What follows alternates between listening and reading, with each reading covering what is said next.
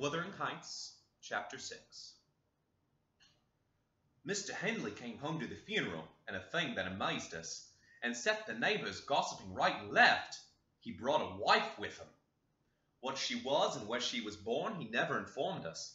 Probably she had neither money nor name to recommend her, or he would scarcely have kept the union from his father. She was not one that would have disturbed the house much on her own account. Every object she saw and moment she crossed the threshold appeared to delight her, and every circumstance that took place around her, except the preparing for the burial in the presence of the mourners. I thought she was half silly from her behavior while that went on. She ran into her chamber and made me come with her, though I should have been dressing the children, and there she sat shivering and clasping her hands and asked repeatedly, "Are they gone yet?" Then she began describing with hysterical emotion the effect it produced on her to see the black, and started and trembled and at last fell a-weeping, and when I asked what was the matter, answered she did not know, but she felt so afraid of dying. I imagined her as little likely to die as myself.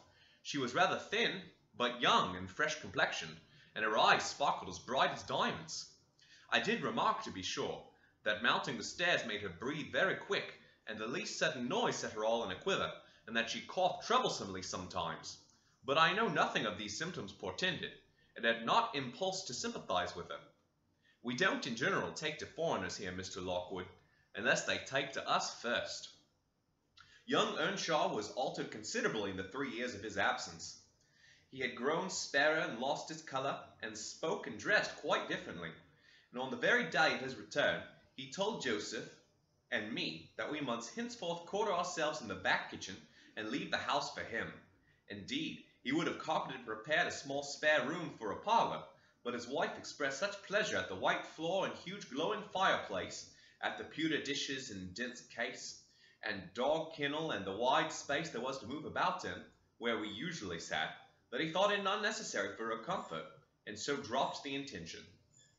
She expressed pleasure, too, at finding a sister among her new acquaintance, and she prattled to Catherine, and kissed her, and ran about with her, and gave her quantities of presents, and at the beginning. Her affection tired very soon, however, and when she grew peevish, Henley became tyrannical. A few words from her evincing a dislike to Heathcliff were enough to rouse in him all his old hatred of the boy.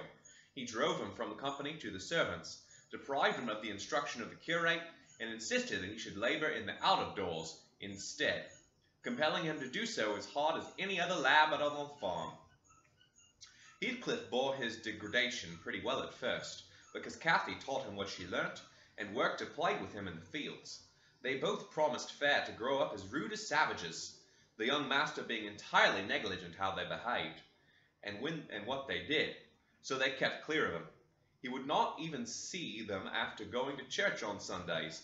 Only Joseph and the curate reprimanded his carelessness when they absented themselves, and that reminded him to order Heathcliff a flogging, and Cathy a fast from her dinner or supper. But it was one of their chief amusements to run away at the moors in the morning and remain there all day, and the after punishment grew to a mere thing to laugh at. The curate might set as many chapters as he pleased for Catherine to get by heart, and Joseph might thrash Heathcliff till his arm ached. They forgot everything the minute they were together, at least the minute they had contrived some naughty plan of revenge, and many a time I cried to myself to watch them growing more reckless daily, and I not dared to speak a syllable for fear of losing the small power I retained over the unfriended creatures. One Sunday evening it chanced that they were banished from the sitting-room for making a noise, or a light offence of that kind, and when I went to call them to supper, I could discover them nowhere. We searched the house above and below, and the yard and stables. They were invisible, and at last Henley in passion told us to bolt the doors, and swore nobody should let them in that night. The household went to bed, and I, too anxious to lie down, opened my lattice and put my head out to hearken, though it rained, determined to admit them in spite of the prohibition, should they return. In a while I distinguished steps coming up the road, and the light of a lantern glimmered through the gate. I threw a shawl over my head and ran to prevent them from waking Mr. Earnshaw by knocking. It was Heathcliff by himself. It gave me a start to see him alone. "Where is Miss Catherine?" I cried hurriedly. "No accident, I hope?" "At Thrushcross Grange," he answered. "I would be there too, but they had not the manners to ask me to stay." Well, you will catch it, I said. You'll never be content till you'll set about your business. What in the world led you to wandering to Thrushcross Grange? Let me get off my wet clothes and I'll tell you about it, Nelly, he replied. I bid him beware of rousing the master, and while he undressed, I waited to put out the candle. He continued, Kathy and I escaped from the wash-house to have a ramble at Liberty, and getting a glimpse of the Grange lights, we thought we would just go and see whether the Lintons passed their Sunday evening standing shivering in corners, while their father and mother sat eating and drinking, and singing and laughing, and burning their eyes out before the fire. Do you think they do?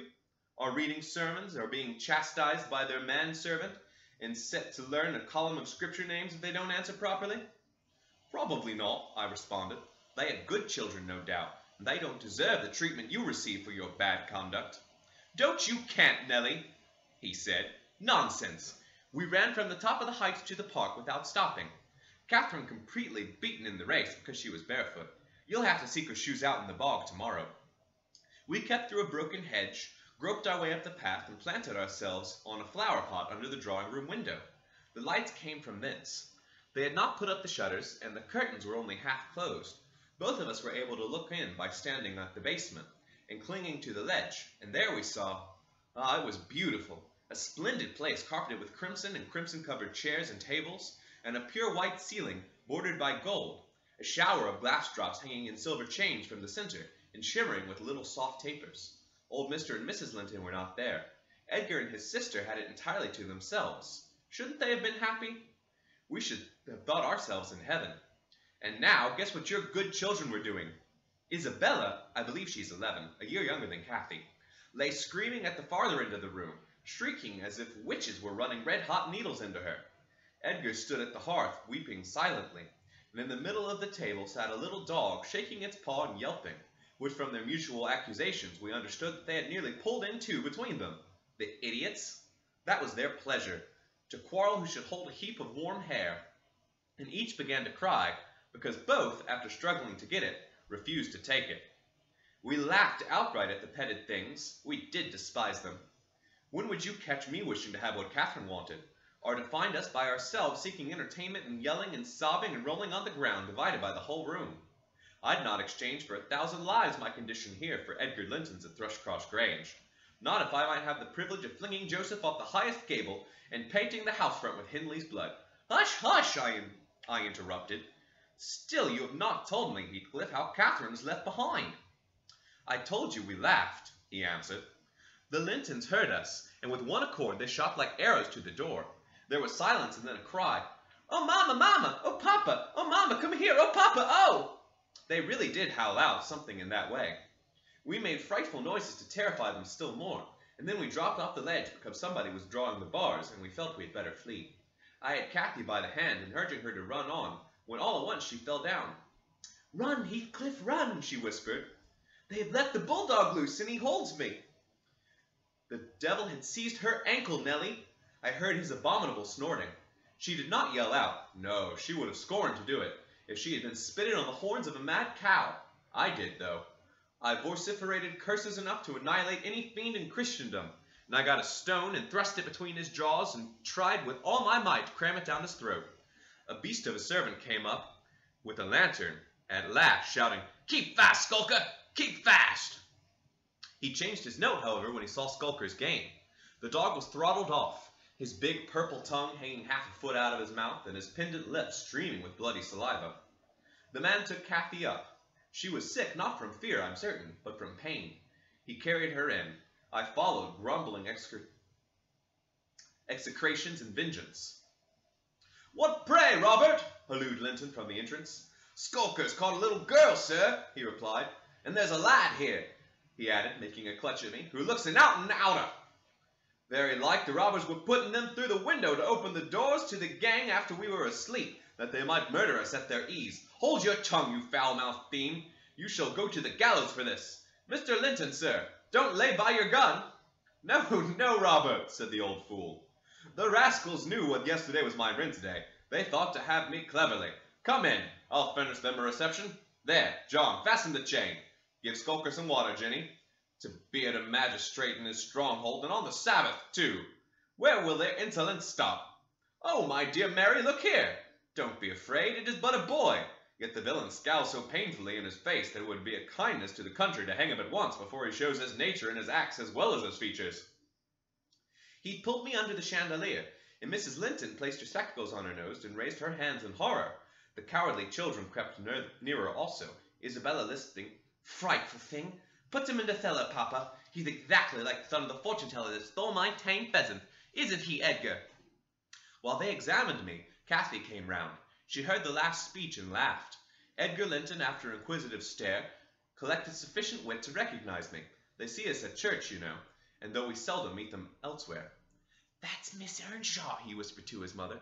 "And look how Skulker has bitten her. Look how her foot bleeds." "Miss Earnshaw? Nonsense!" cried the dame. "Miss Earnshaw scouring the country with a gypsy? And yet, my dear, the child is in mourning. Surely she is. She may be lamed for life." "What culpable carelessness in her brother!" exclaimed Mr. Linton, turning from me to Catherine. "I have understood from Shielders," that was the curate, sir, "that he lets her grow up in the absolute heathenism. And who is this? Where did she pick up this companion? Oh ho! I declare it is the strange acquisition my late neighbor made in his journey to Liverpool. A little Lascar, or an American or Spanish castaway." "A wicked boy in all events," remarked the old lady, "and quite unfit for a decent house. Did you notice his language, Linton? I'm shocked that my children should have heard it." I recommenced cursing. Don't be angry, Nellie. And so Robert was ordered to take me off. I refused to go without Kathy. He dragged me into the garden, pushed the lantern into my hands, assured me Mr. Earnshaw would be informed of my behavior, and bidding me march directly, secured the door again. The curtains were still looped up at one corner, and I resumed my station as a spy, because if Catherine had wished to return, I intended shattering their great glass panes to a million fragments unless they let her out.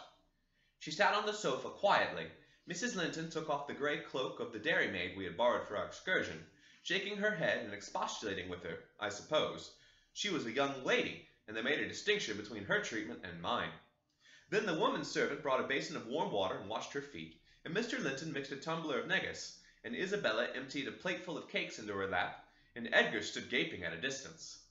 Afterwards they dried and combed her beautiful hair, and gave her a pair of enormous slippers, and wheeled her to the fire, and left her as merry as she could be, dividing her food between the little dog and Skulker, whose nose she pinched as he ate, kindling a spark of spirit in the vacant blue eyes of the Lintons, a dim reflection of her own enchanting face. I saw they were all full of stupid admiration. She is so immeasurably superior to them. To everybody on earth, is she not, Nellie? "There will be more to this business than you can reckon on," I answered, covering him up and extinguishing the light. "You are an incurable, Heathcliff, and Mr. Hindley will have to proceed to extremities, see if he won't." My words came truer than I desired. The luckless adventure made Earnshaw furious, and then Mr. Linton, to mend matters, paid us a visit himself on the morrow, and read the young master such a lecture on the road he guided his family that he was stirred to look about him in earnest. Heathcliff received no flogging, but he was told that the first word he spoke to Miss Catherine would ensure dismissal, and Mrs. Earnshaw undertook to keep her sister-in-law in due restraint when she returned home, employing art, not force. With force she would have found it impossible.